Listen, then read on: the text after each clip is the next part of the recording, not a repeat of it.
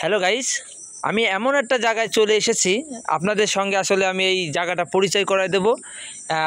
ASP পলাশ সাহা মূলত যখন গ্রামে আসতো তখন আসলে এই ঘাটে উনি গোসল করতেন।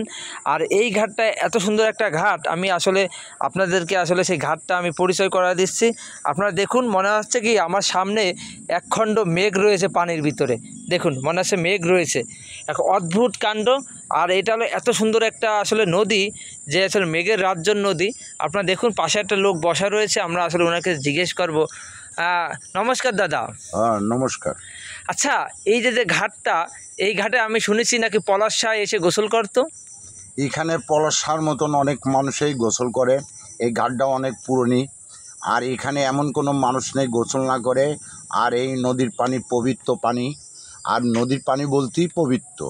যারা গোসল করে তারাই পবিত্র হয়ে যায়, আর এই পানিতে যারা গোসল করবে তারা সবাই পবিত্র হয়ে যাবে। আচ্ছা, পবিত্র কি করে হবে? এই যে যেমন এই যে আমাদের দিদিমা এখানে ওই যে একটা মরা মুরগি ফেলালো, মরা মুরগি ফেলানোর পরে এখানে তো আর গোসল করা যায় না। আচ্ছা, আপনি যে এই যে মরা মুরগিটা এখানে ফেলালেন, তো এখানে আপনারা গোসল করেন না? গোসল তো অবশ্যই করি। তাহলে এই যে চলে যাবে স্রোতে কোথা থেকে কোথায়। ও মানে থাকবে ও এখানে থাকবে না, তাই না? না, ওই স্রোতে চলে যাবে। ও স্রোতে চলে যাবে, তাই না? স্রোতে চলে যাবে।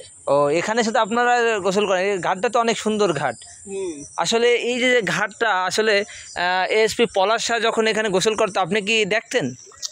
পলাশা গোসল করতো, আরও অনেক লোকেই গোসল করতো, উনি একা না। আপনি করতেন এখানে গোসল? হ্যাঁ, কিন্তু এই পানি পবিত্র এই জন্য এখানে জোয়ার ভাটা খেলে। এই নদীতে জোয়ার ভাটায় যত ময়লা আবর্জনা সব পরিষ্কার হয়ে যায়, পানি পানির মতনই থাকে। আর আপনি তো জানেন যে নদীর পানি তাজা, নদীর পানি কখনো মরে না। নদী যতই শুকিয়ে যাক কিন্তু তার লেখা থেকে থাকে। দেখুন, আসলে উনি যে কথা বললো, আসলে এই ঘাটটা আসলে একটা জনপ্রিয় ঘাট। আর এই ঘাটে আমাদের এএসপি পলাশ শাহ যখন গ্রামে আসতো তখন আসলে মূলত উনি এই ঘাটে গোসল করতেন। আর ঘাটটা আপনাদের কেমন লেগেছে অবশ্যই লাইক, শেয়ার, কমেন্ট করে আপনারা জানাবেন।